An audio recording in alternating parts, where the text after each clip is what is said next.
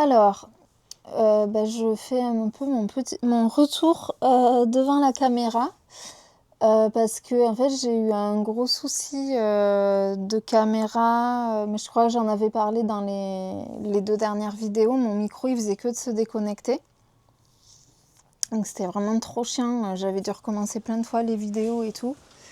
Et du coup je l'ai envoyé une première fois en réparation, sauf que avec le micro.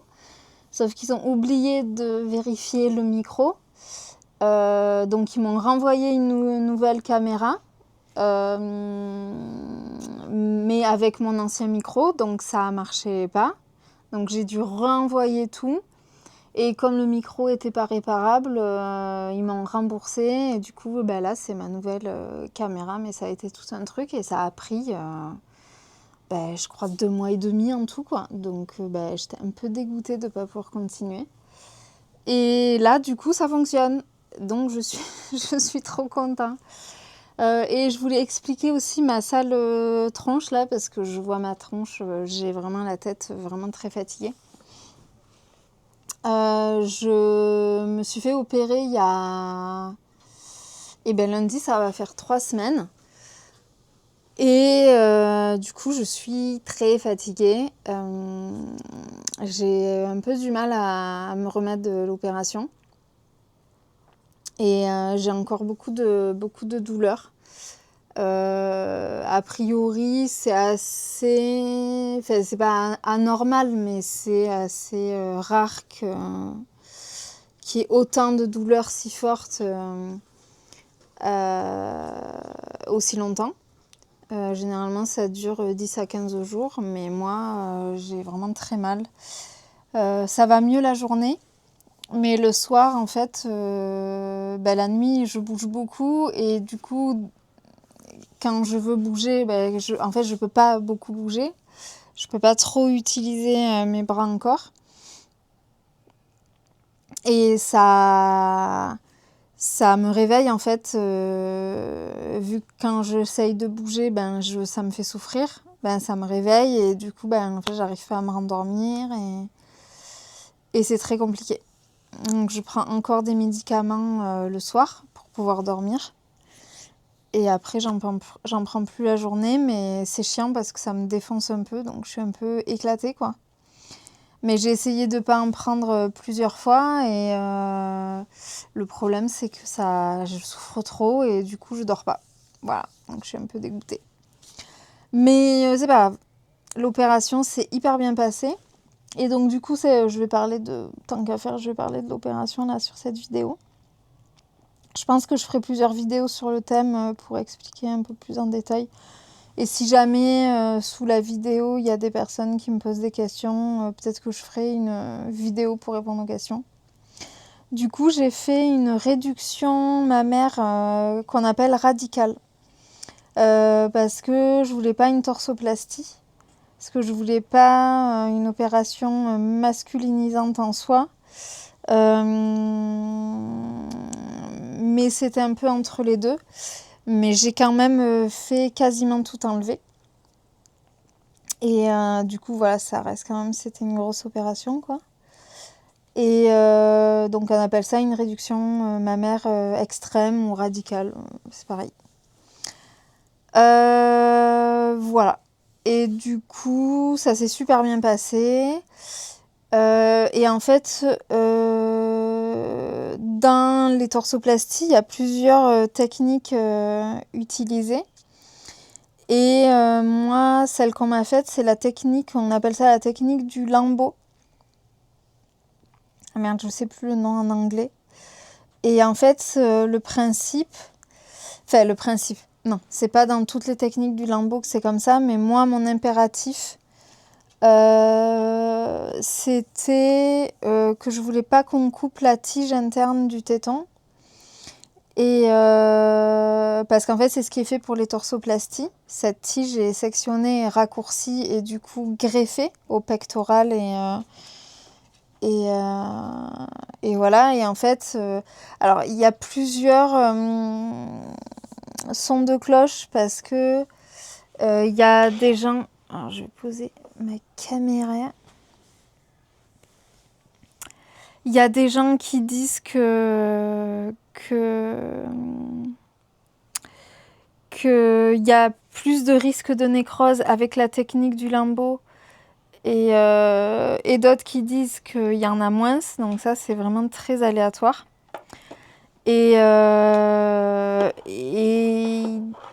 Mais pour moi, ça me semblait plus logique qu'il y avait moins de risque de nécrose.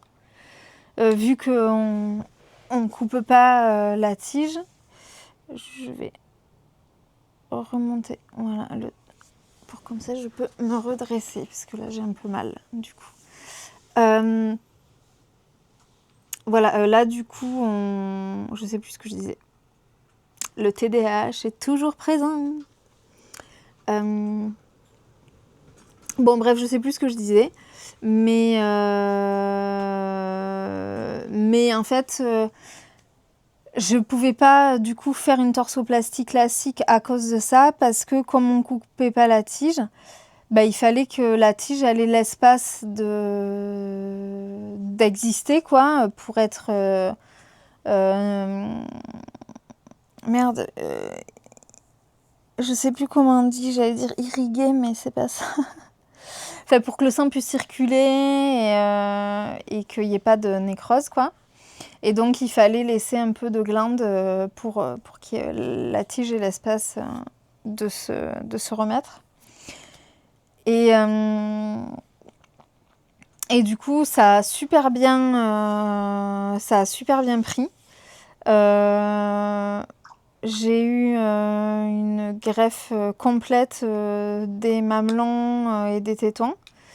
Et du coup, c'est trop cool. Enfin, c'est vraiment une grosse réussite à ce niveau-là. Mes cicatrices... alors oui, parce que j'ai plusieurs cicatrices. Parce qu'en fait, en torsoplastie classique, c'est une cicatrice en dessous. Et plutôt longue, enfin, selon la morphologie de la personne. Et moi, du coup, j'ai une cicatrice en T, inversée. Donc en dessous, un qui remonte et après autour des aréoles. Mais autour des aréoles, je pense que ça va vraiment pas se voir. Parce que là, ça se voit à peine. Parce que j'ai encore un petit peu des petites croûtes, mais c'est pour ça que ça se voit. Et les cicatrices sont vraiment hyper fines. Enfin, c'est assez dingue. Je trouve ça assez dingue comment c'est fait. Voilà, donc ça a vraiment l'opération... Alors, l'opération s'est bien passée, oui et non. Enfin, l'opération s'est bien passée. J'ai été opérée le 1er septembre, un lundi matin. Ça a duré 4h30, elle a fait un taf de ouf. Sauf qu'en fait, j'ai eu un œdème assez important. Et donc, quand je suis rentrée en chambre, la chire, elle est venue me voir l'après-midi. Et elle a vu mon œdème et elle m'a dit « Désolée, il faut redescendre au bloc ». Et moi, j'étais là, complètement défoncée. Mais elle était hyper souriante, elle avait l'air tellement confiante et tout. Enfin, ma chire, elle était vraiment extraordinaire, hyper humaine. Elle est géniale, elle a fait un taf magnifique. Enfin, vraiment, elle est géniale, quoi. En tout cas, de mon point de vue, parce que ça, c'est très subjectif, c'est aussi une question d'affinité, de perception des choses, de mentalité. Enfin, voilà. Donc, mais moi, je suis trop contente de l'avoir choisie, elle. Je l'ai trouvée extraordinaire. Et je me suis sentie super bien avec elle, vraiment en confiance et tout. Enfin, c'était trop cool. Et donc, du coup, elle m'a réopérée l'après-midi. Et du coup, j'ai eu un drain. Et là, ça a été très dur. Vraiment... alors là, trigger warning, parce que du coup, c'est vrai que j'ai pas dit avant, mais bon, comme j'ai dit que je parlais de l'opération, voilà. Trigger warning, douleur, angoisse, voilà. Parce que comme j'ai dit dans les précédentes vidéos, fait dans les 2 précédentes vidéos, je suis autiste et TDAH, et donc j'ai un trouble anxieux sévère aussi, en comorbidité. Et du coup, j'étais très très angoissée, surtout à cause du drain. En soi, ça s'est bien passé, je l'ai vraiment bien vécu. Bon, heureusement, j'avais des médocs, donc ça m'a aidé à bien le vivre. Mais Mais j'ai vraiment eu énormément de douleur. Ça a été... Je pensais pas que ce serait aussi douloureux. Oh, il y a ma petite pépette d'amour. Je pensais pas que je souffrirais autant et j'ai vraiment beaucoup souffert. Ça a été très dur, physiquement et psychologiquement. Et depuis, je souffre, quoi. Depuis le jour de l'opération, je souffre. Alors, c'est de moins en moins, hein, ça se réduit. Mais c'est quand même assez intense, quoi. Voilà. Et en fait, c'était rigolo parce que les premiers jours, moi, je m'attendais à pas du tout pouvoir utiliser mes bras et tout, mais je pense qu'en fait, c'est les antidouleurs qui m'ont aidé à avoir un peu plus de mobilité. Et quand on les a réduits, parce que j'étais complètement défoncée, je prenais du tramadol toutes les 5 heures, vraiment, j'étais dans un autre monde et dans une autre dimension.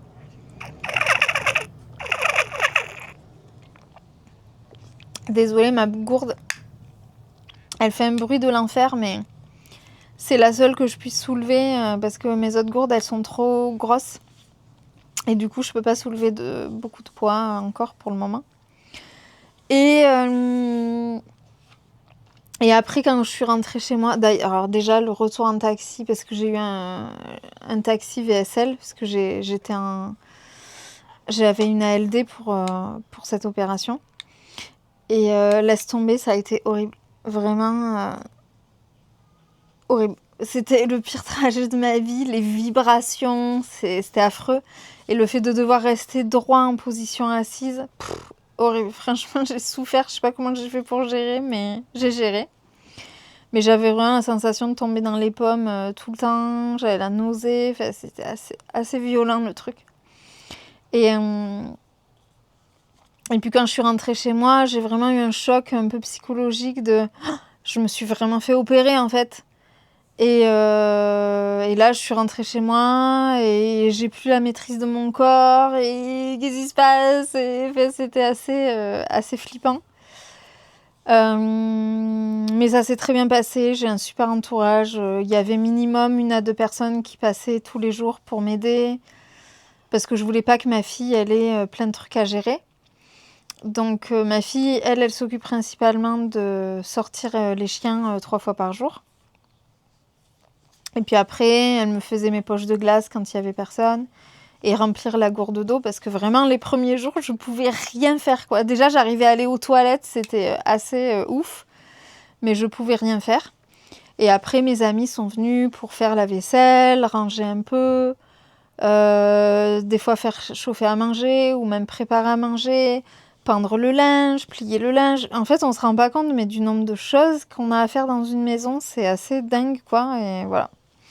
Donc merci éternel pour mes amis et ma famille qui ont été hyper efficaces et hyper bienveillants. Et qui le sont toujours, hein, parce que c'est pas fini. Je peux toujours pas faire la vaisselle, j'ai hyper mal quand je marche, donc pour le moment je suis pas vraiment sortie de chez moi. Je commence à faire du tapis roulant depuis 3-4 jours. Mais c'est pas pareil, le tapis roulant, j'ai les poignets, donc ça me maintient les bras, c'est moins douloureux. J'arrive à marcher 10 minutes, pas trop. Là, hier soir, j'ai fait un peu des abdos, parce que alors, je fais beaucoup de sport de base. Donc là, ça fait bientôt 3 semaines que j'en ai pas fait, j'en peux plus, ça me manque trop, c'est trop dur. Là, c'est une super amie qui m'a rasé la tête hier, ça m'a fait trop du bien. Elle m'a aidé à me laver, elle m'a massé le dos, putain, elle est trop forte. Franchement, ça m'a fait trop du bien. D'être chouchoutée comme ça, là, c'était trop bien. Et donc, j'ai énormément de reconnaissance qu'elle m'ait proposé tout ça, parce que Enfin, raser la tête, c'est moi qui lui avais demandé, mais voilà. Et donc voilà, petit à petit, j'ai quand même un peu repris de mobilité, d'autonomie, mais voilà, elle fait le moindre mouvement. Enfin, quand je me relève comme ça, là, enfin, j'ai mal, mais c'est vraiment gérable maintenant. Mais plus les mouvements sur le côté, là, ça fait vraiment très très mal. Et je peux pas soulever les épaules comme ça, vraiment très peu.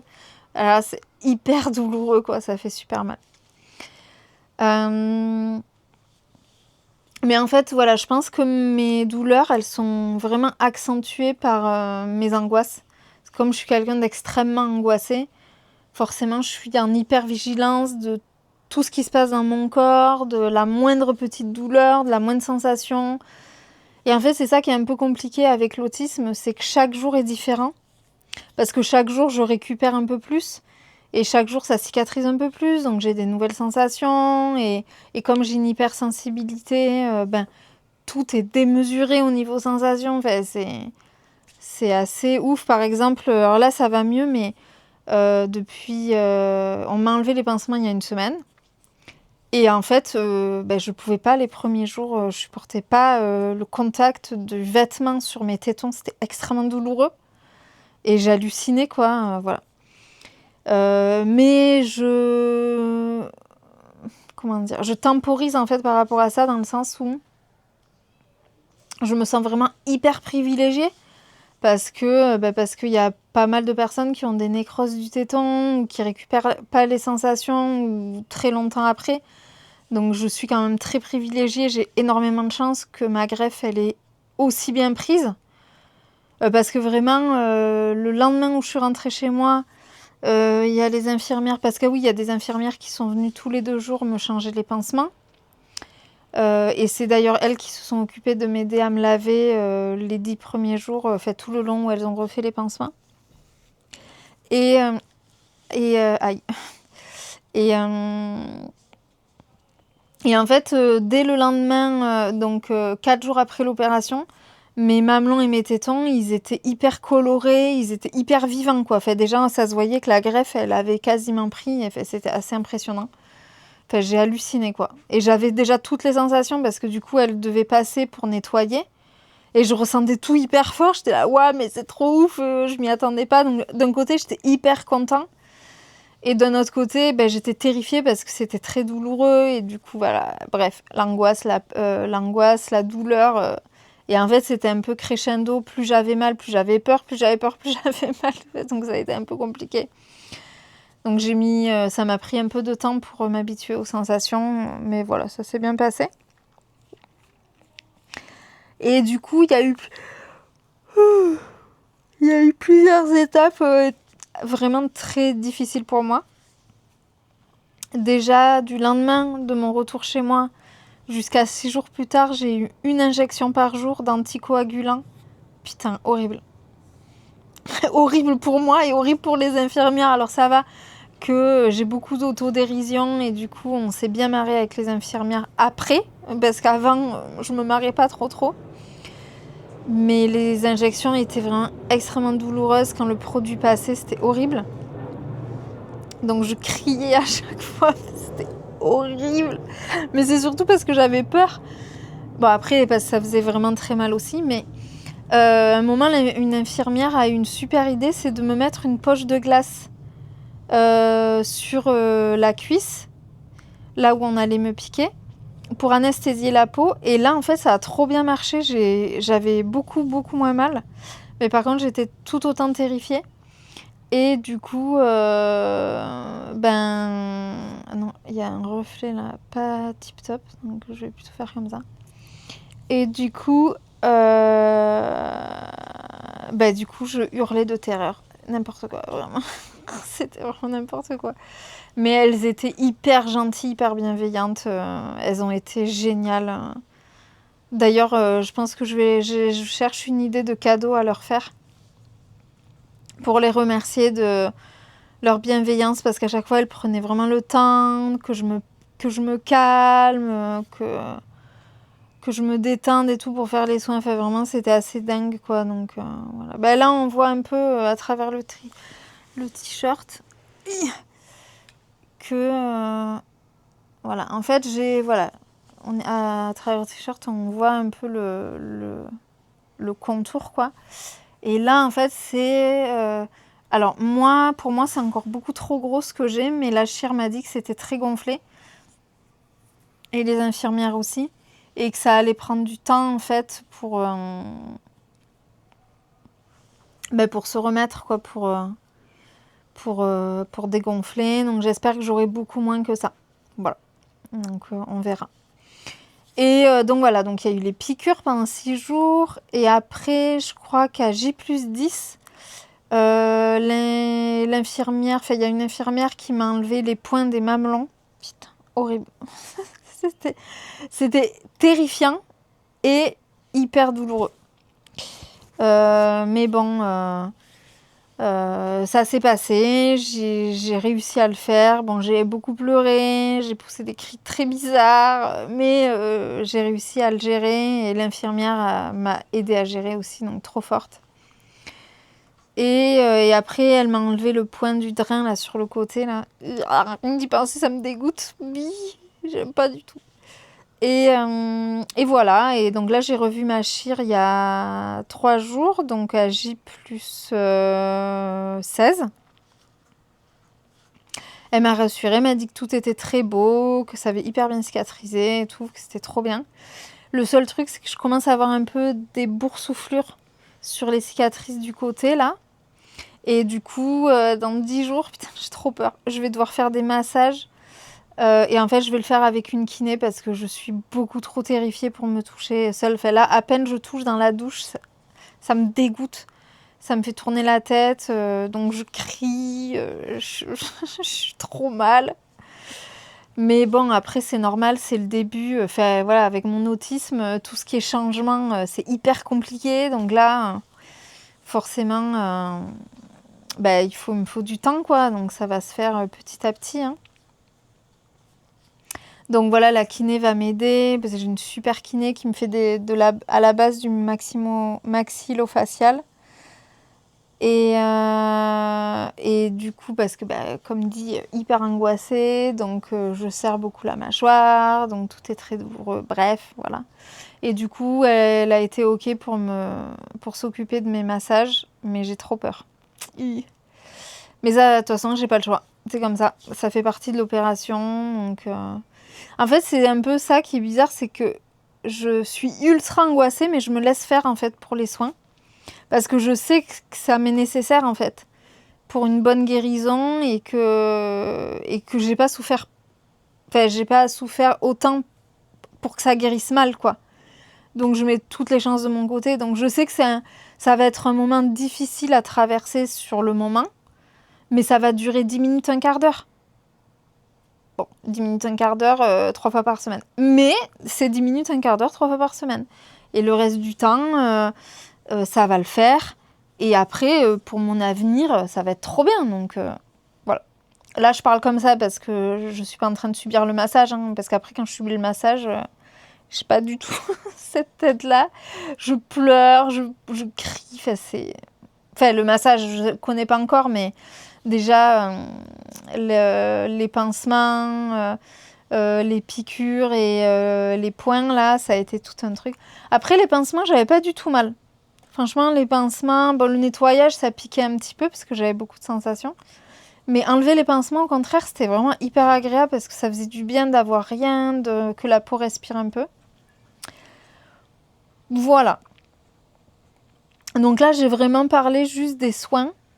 Mais après, je pourrais refaire une vidéo sur l'hospitalisation, combien de temps je suis restée, comment ça s'est passé à la clinique, ce qui s'est passé et tout, voilà. Je voulais pas faire une trop grosse vidéo de base. Et voilà, le dernier truc que je vais dire, c'est que j'ai dit à ma chère, j'étais très angoissée que ça reste aussi gros. Et elle m'a dit que j'allais avoir le début de la taille définitive au bout de 4 mois. Donc j'ai le temps de voir venir. Et la taille définitive au bout de 8 à 9 mois. Elle m'a dit 8 mois, mais comme mon corps, il met un peu plus de temps que les autres. Et du coup, elle m'a dit que si... Enfin, je lui ai demandé, c'est pas elle qui me l'a dit, mais je lui ai demandé que si dans 8 mois, je trouvais que c'était encore trop gros et que je me sentais pas bien, est-ce qu'il y avait des solutions? Et du coup, elle m'a dit que dans 1 an, histoire qu'on soit sûr que tout soit bien cicatrisé et tout, elle pourrait me réopérer, mais ce serait vraiment une opération beaucoup moins intrusive et beaucoup plus petite. Parce qu'elle ne va pas du tout toucher au mamelon et à la greffe et à la tige. Elle va juste réouvrir les cicatrices du bas, enlever la glande mammaire qui me pose problème et refermer. Donc ça sera vraiment beaucoup moins intrusif. Donc je suis hyper rassurée, je suis trop contente. Voilà. Mais on verra l'année prochaine. Là, cette année, déjà, ça me rassure d'avoir une possibilité, enfin une solution à, voilà, si je me sens pas bien. Donc ça me rassure énormément. Et du coup, je me dis, ben voilà, là, cette année, je m'occupe de ma guérison, de reprendre mon activité sportive, voilà, de laisser mon corps bien cicatriser, se remettre. Et puis, on verra comment je me sens l'année prochaine. Et si je vois que cet été, c'est trop dur et que ben, c'est encore trop, on prévoira une opération en septembre ou en octobre. Voilà. Bon, je pense, idéalement, si je me refais opérer, pour la blague, refaire le 1er septembre. Voilà, comme ça sera vraiment ma date d'opération le 1er septembre. Mais idéalement, j'aimerais ne pas avoir à me refaire opérer. Voilà. Donc, on verra. Voilà, voilà. C'était un peu mon retour. Voilà. Et je vais essayer de faire d'autres vidéos. Là, la prochaine vidéo, je vais pas faire, je pense, une face cam ou machin. Je vais essayer de faire d'autres trucs. Mais étant donné que j'ai peu d'activité, mais genre me filmer quand je fais du tapis roulant, genre faire un peu plusieurs cadrages différents et tout. Et après, je voulais faire une vidéo